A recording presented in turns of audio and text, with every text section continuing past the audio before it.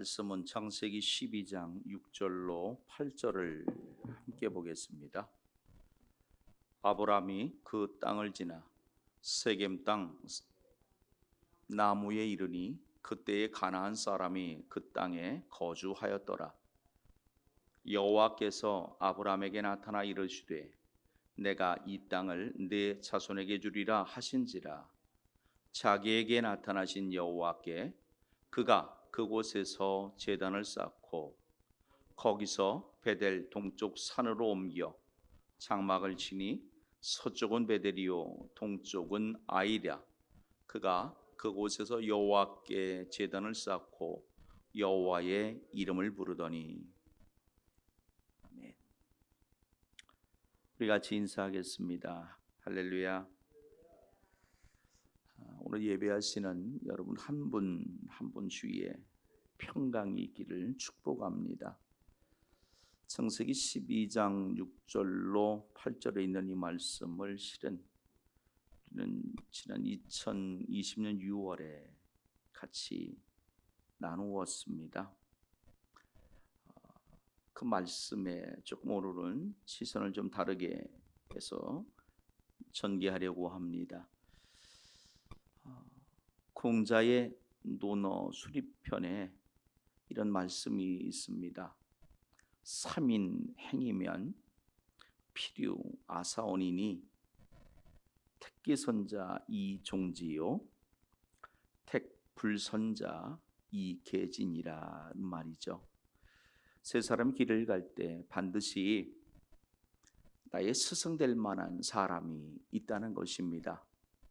그래서 선한 것은 택하여 따를 것이고 선하지 않는 것은 있는 그대로 바꾸어 사용하면 될 것이다 라는 말이죠. 성경에 참 많은 사람이 등장합니다. 단 한 번이라도 성경에 그 이름을 올린 사람들 여러분 몇 명 정도 될 것 같습니까? 사실 일일이 그 이름을 세어보면 될 것 같지만 이것이 의외로 쉽지 않은 문제입니다. 성경에는요 동명이인도 많고요 한 사람이 여러 개의 이름으로 불리는 경우도 참 많습니다. 어디에는요 중복된 이름도 참 많습니다.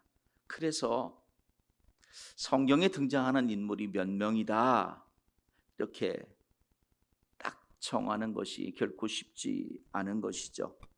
아시는 것처럼 아브라함 그 이름 말고 또 아브람이라고 하는 이름이 있죠. 사라는 이전 사레라고 하는 이름을 가지고 있었습니다.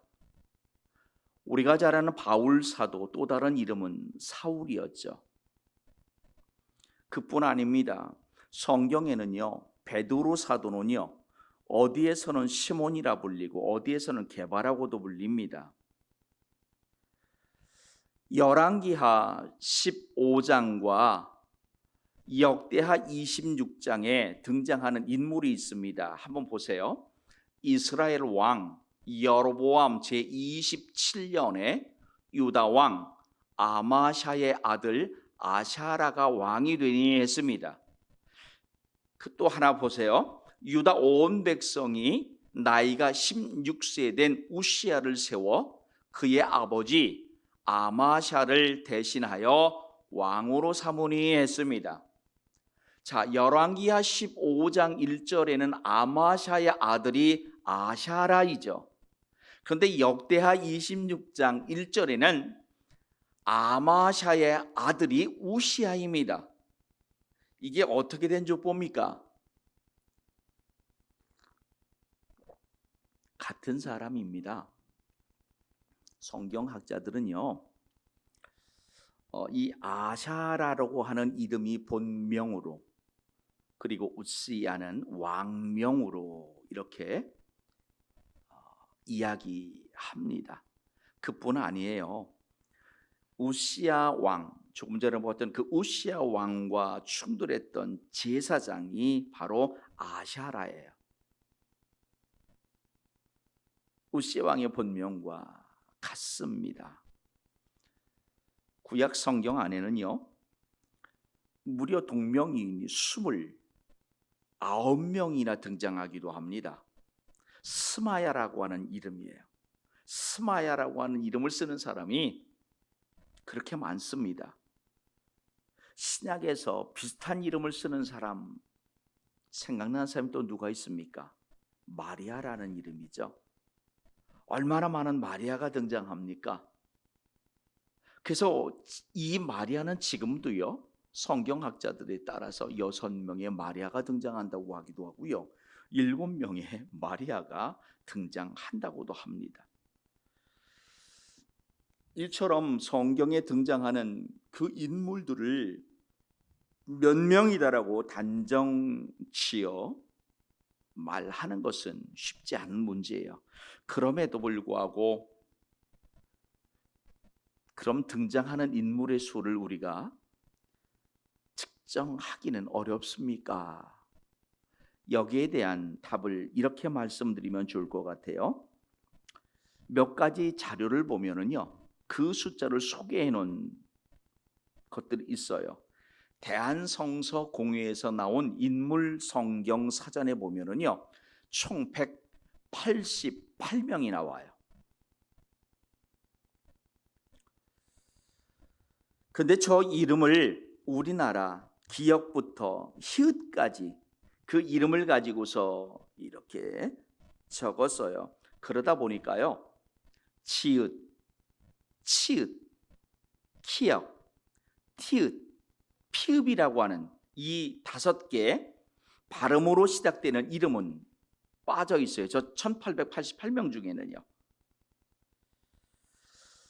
그리고 한국 컴퓨터 선교회 인명 사전에는요, 조금 더 인원이 많죠. 1897명으로 나와요. 여기에도 역시 조금 전에 말했던 지읒, 치읓, 키역, 피읍, 히읗 중에서 티읕, 이 키역자는 뺀 이름이 나와요. 키역자는요, 이름을 하나 찾았어요. 그게 어떤 이름이냐면 빌립보서 4장 3절에 보면은요, 클레멘드라고 하는 이름이 나와요. 그런데 이걸 다른 이름으로는 클레멘드라고도 해요. 그래서 키역에는 이름이 하나 있다는 거예요. 그래서 어쨌든 대한성서공회는 1888명, 한국 컴퓨터 선교회는 1897명이 등장한다고 말해요. 그런데 우리나라에 이 평신도 성경 연구가 중에 아주 유명한 분이에요. 저분이요, 신오진이라고 하는 분이 있어요. 이분이 앞에 있는 이런 것들로 다 이제 해서 조사를 했더니 2197명이라고 말을 해요. 그리고 한 인물이 두 이름을 가진 것까지 합치면 2168명이라고 말해요. 그래서 개략적으로 그럼 몇 명이냐고 묻는다면 한 2000명 정도 된다. 성경에 등장인물이 한 2000명 정도 된다. 이렇게 이해하시면 좋을 것 같습니다. 어쨌든 이렇게 성경에 등장하는 그 인물, 수많은 인물들, 그냥 크게 둘로 나누면 선인이 있죠. 또 악인이 등장하기도 해요. 공자의 그 가르침에 따라 오늘 우리가 성경에 등장하는 이 인물들을 어떻게 대하면 좋겠습니까? 선인에게서는 그 좋은 점을 배워 따르면 될 것이죠. 악인에게서는 그 좋지 않은 점을 거울 삼아 행하지 않으면 될 것입니다. 본문에 아브라함이라고 하는 인물이 등장합니다.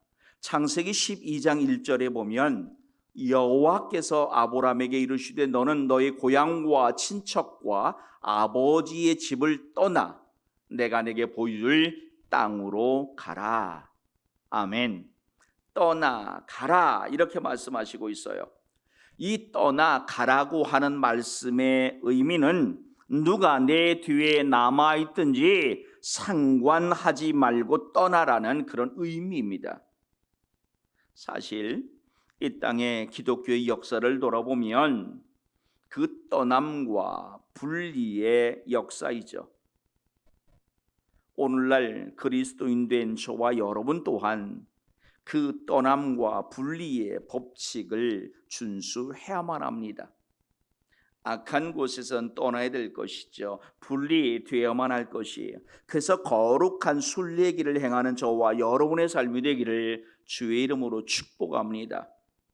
로마서 12장 2절에 보면은 이렇게 말해요. 너희는 이 세대를 본받지 말라. 마음을 새롭게 함으로 변화를 받아 하나님의 선하시고 기뻐하시고 온전하신 뜻이 무엇인지 분별하도록 하라. 신구약 성경 전체에 등장하는 이 아브라함의 이름, 아브람이라고 하는 이름은 68회가 나오고요. 아브라함은 무려 256회나 나오고 있습니다. 우리가 아는 아브라함을 한번 생각해 보십시오. 아브라함은 떠오르는 것들이 무엇입니까? 가장 대표적인 것이 바로 믿음의 조상, 그죠? 믿음의 영적 조상이라고 하는 바로 그 말 아니겠습니까? 로마서 4장 16절 말씀에 보니까 상속자가 되는 그것, 은혜에 속하기 위하여 믿음으로 된다고 말합니다. 은혜와 믿음으로 우리는 상속자가 되는 것이죠. 그 약속을 모든 후손에게 굳게 하려 하심이라. 율법에 속한 자, 당시에는 유대인들이겠죠. 뿐만 아닙니다. 아브라함의 믿음에 속한 자, 예수를 그리스도라 주라 칭한 모든 자들 또한 아브라함은 그들의 조상이 된다라고 말하고 있습니다. 이게 아브라함을 바라보고 생각하는 우리의 모습입니다. 뿐만 아닙니다. 하나님의 친구라고 말합니다. 야고보서 2장 23절의 말씀을 보면은 성경에 이른바 아브라함이 하나님을 믿으니 이것을 의로 여기셨다는 말씀이 이루어졌고 그는 하나님의 벗이라 칭함을 받았다고 말합니다. 그리고 잘 아시는 것처럼 창세기 12장 2절로 3절에 보니까 복의 근원이라고도 불리고 있습니다. 큰 민족, 영적인 민족을 실은 의미하는 말씀 아닙니까? 이름을 창대케 해드리라는 말씀을 하세요. 그 이름이 세세 우리 주님 다시 오는 그 날까지 회자되겠다라는 말이에요. 그런가 하면 너를 저주하는 자에게 저주할 것이라는 말씀을 하고 있어요. 이때 말하는 저주는 우리가 생각하는 그 저주와 조금 다른 의미죠. 멸시하고 천대하고, 여러분 이런 걸 말해, 비하하는 것. 누군가 너를 비하한다면, 너를 멸시하고 천대한다면 그 또한 그러한 벌을 받게 될 것이다라는 말씀을 해요. 이처럼 우리가 아브라함 하면 떠올리는 것들이 바로 복의 근원이에요. 하나님의 친구됨이에요. 영적인 믿음의 아버지예요. 여러분, 실제로 아브라함이 받아 누린 복을 보십시오. 그는 물질의 복을 받았죠. 창세기 13장 2절의 말씀을 보면은요, 아브라함에게 가축과 은과 금이 풍부하였다라고 말하고 있어요. 그런가 하면은요, 하나님이 지켜주시는 복을 또한 그가 받아요. 창세기 15장 1절 이하에 보면 아브라함아 두려워하지 말라 나는 네 방패요 지극히 큰 상급이라 이렇게 또한 말해요. 창세기 24장에서는요 여호와께서 그에게 범사에 복을 주셨다라고 말하죠.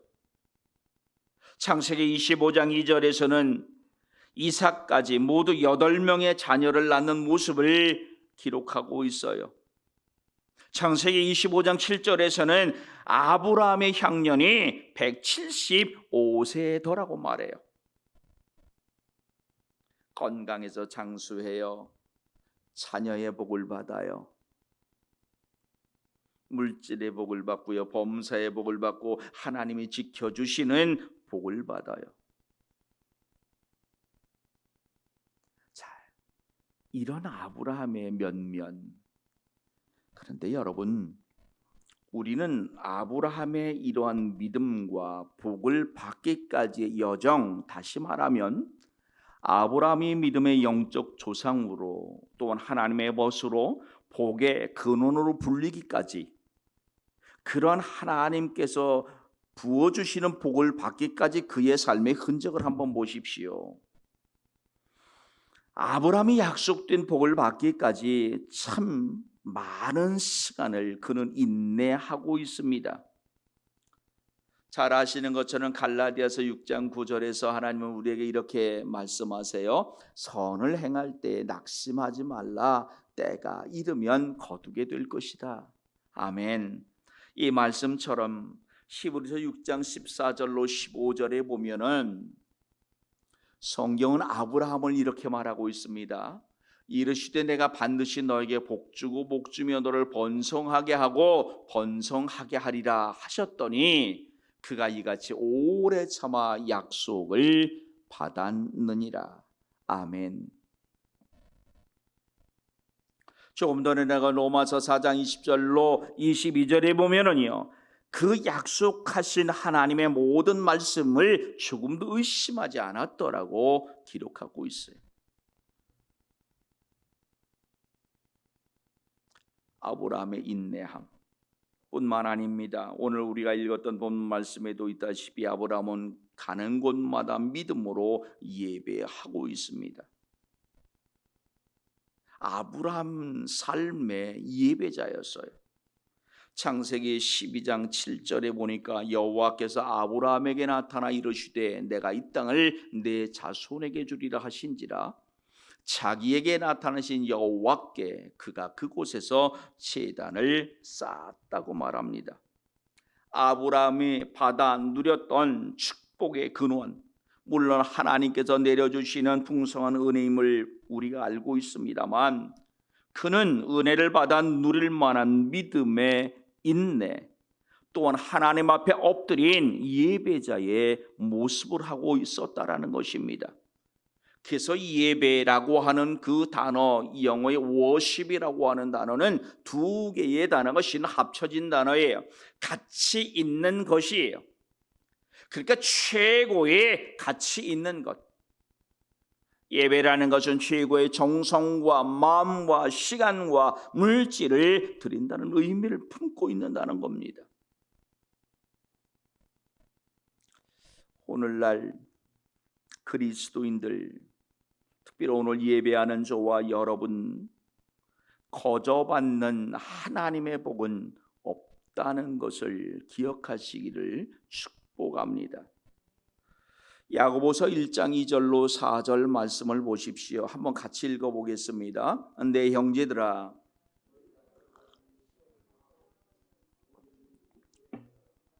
이는 너희의 믿음의 시련이 인내를 만들어내는 줄 너희가 알미라.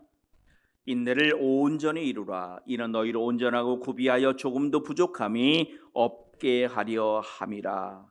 아멘. 온전히 이루라는 말은요, 무언가가 이루어질 때까지 중도에 포기하지 말고 끝까지 참고 견디라는 말입니다. 오늘날 하나님은요, 그렇게 참고 견디는 사람을 찾으세요. 성경이 말하는 인내는 단순히 참기만 하는 것을 말하는 단어가 아니에요. 성경이 말하는 인내, 그것은 하나님이 나를 사랑하신다라고 하는 그러한 확실한 믿음 위에 흔들리지 않는 하나님을 바라보는 시선, 흔들리지 않는 하나님을 푼 마음을 의미하는 말입니다.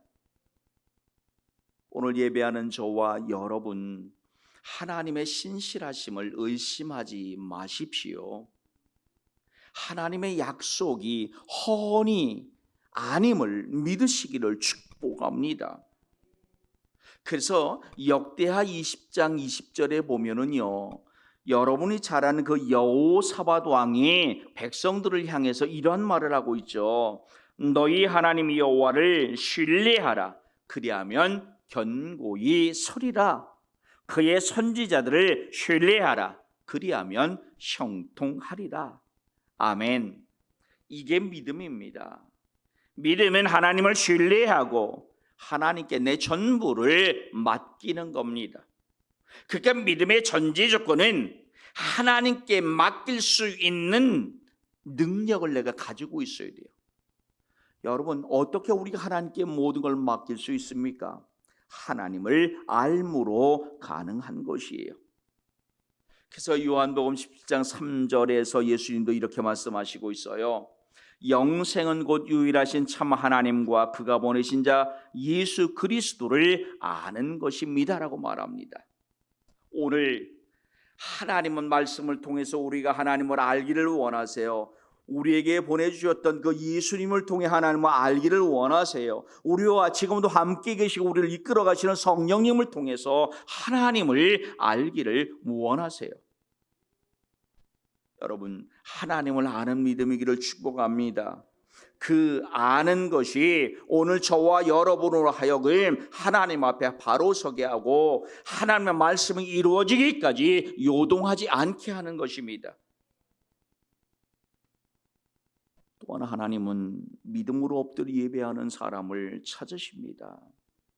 요한복음 4장 23절과 24절 보십시오. 아버지께 참되게 예배하는 자들은 영과 진리로 예배할 때가 오나니 곧 이때라. 아버지께서는 자기에게 이렇게 예배하는 자들을 찾으시느니라. 하나님은 영이시니 예배하는 자가 영과 진리로 예배할지니라. 아멘. 자, 여러분, 오늘 저와 여러분이 아는 아브라함, 그의 여정을 한번 보십시오. 우리가 알다시피 그는 75세에 하나님의 부르심을 받았다고 말해요. 그죠? 그리고 무려 25년이 지나 하나님이 약속하던 그 첫 생명, 그 아들을 얻었죠. 그리고 그의 생이 175세의 생이었습니다. 그렇다면 하나님의 부름을 받아 순종하는 그의 삶, 하나님 앞에 인내하며 말씀의 약속을 기다리는 삶이었죠. 예배하는 삶은 무려 100년 동안 지속되고 있다는 것을 압니다. 그가 살아온 75년의 삶보다 하나님과 동행했던 100년의 삶이 값진 이유인 것이에요. 그러니 그의 삶을 가리켜 우리는 복의 근원이라고 말할 수 있는 것이에요. 영적인 믿음의 아버지라고 말할 수 있는 것이에요. 하나님의 벗이라 말할 수 있는 것이에요. 그가 물질의 복을 받고 범사의 복을 받고 생명의 복을 받고 자녀의 복을 받고 이 모든 복을 받아 누리는 것은 거저된 것이 아니에요. 언제부턴가 여러분, 우리가 세상 가운데서 아주 생각 없이 쓰는 단어가 하나 있어요. 아빠 찬스라는 단어입니다.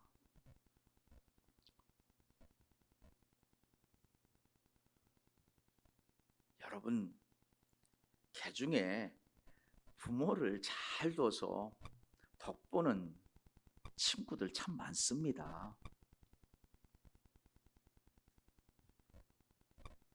여러분들은 어떠셨는지 모르겠어요. 아빠 찬스로 여기까지 오셨는지 아니면 엄마 찬스로 오셨는지 계시는군요.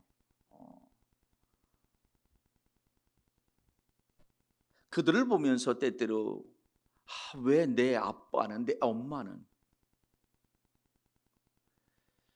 여러분 조금 바꾸면 어떨까요? 아브라함의 생애에 아빠 찬스가 있었습니까? 엄마 찬스가 있었습니까? 그런데 돌아보면 이삭은 아빠 찬스를 받았네요. 그렇다면 오늘 예배하는 저와 여러분은 비록 내 삶에 아빠 찬스는 없을지라도 내 다음 세대를 향해서 그렇게 아빠 찬스, 엄마 찬스는 해줄 수 있는 힘이 있어야지. 최소한 내 믿음의 근본은 엄마였어. 내 믿음의 근본은 아버지였어. 말할 수 있어야죠.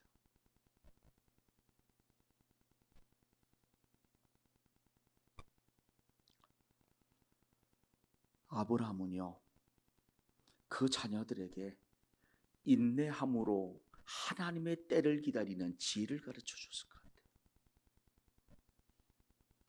하나님 앞에 엎드려 예배함으로 생애 중심에 있어야 할 것은 우리가 생각하는 그 복이 아닌 하나님임을 가르쳤을 것 같아요. 삶으로 보여줬어요. 오늘 저와 여러분의 삶이 참으로 복된 삶입니다. 이 시간 하나님을 찾은 삶이잖아요. 하나님 앞에 예배하는 삶이잖아요. 오늘 우리 자녀들이 아브라함처럼 그렇게 인내함으로 예배함으로 하나님의 그 순종의 길을 가는 여러분들의 삶의 모습을 보고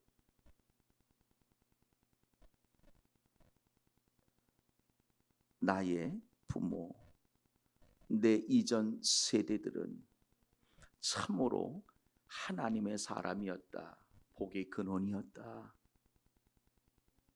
영적 믿음의 조상이었다라고 말할 수 있게 되기를 주의 이름으로 축복합니다.